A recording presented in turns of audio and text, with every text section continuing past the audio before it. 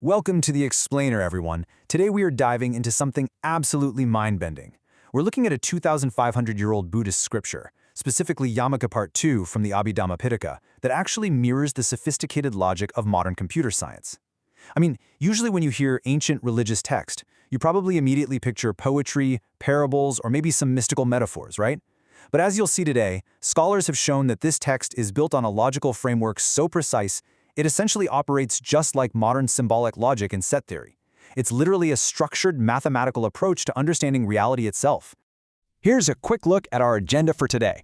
We're going to cover the ancient architecture of logic, the method of pairs, mapping the micromind, the roots of good and bad, the holistic web of life, and finally, the ultimate reality bridge.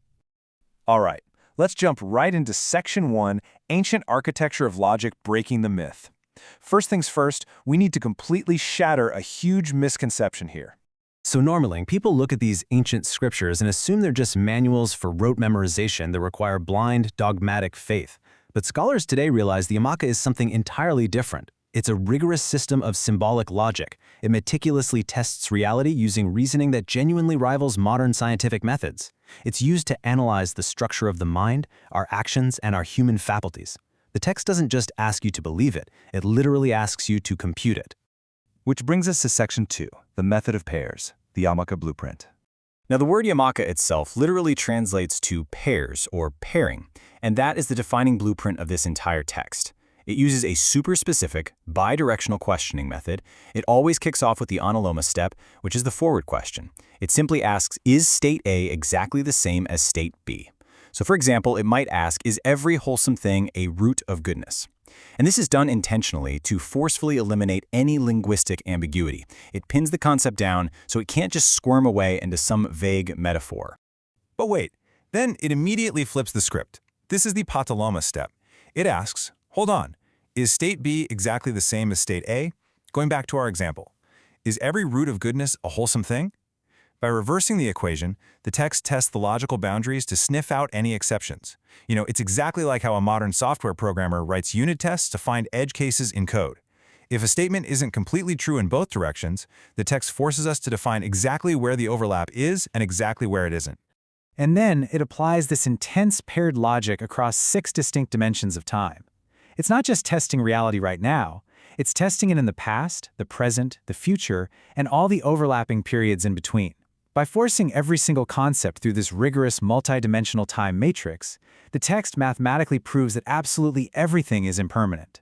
It shows that all states of nature arise, exist, and cease under highly specific conditions, totally dismantling the idea of some permanent immortal soul. Now let's see this in action. Section 3, Mapping the Micromind, or the Citta Yamaka.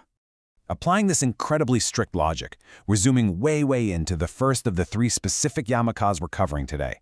The text actually breaks consciousness down into rapid, micro-moments. It defines 3 distinct phases: the birth of the moment, the standing of the moment, and the ceasing of the moment. We are talking about the extreme microscopic level of the mind here. The text proves our mind isn't one solid, continuous thing.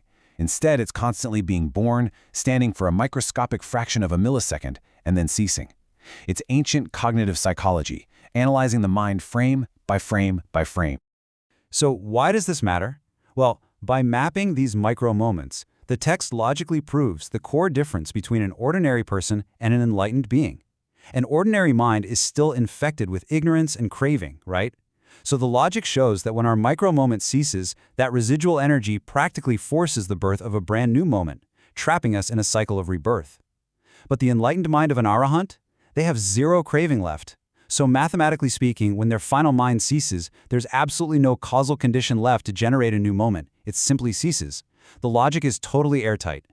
Moving right along to Section 4, Roots of Good and Bad, the Dhamma Yamaka. This is where this intense logic gets applied to morality, specifically good versus bad.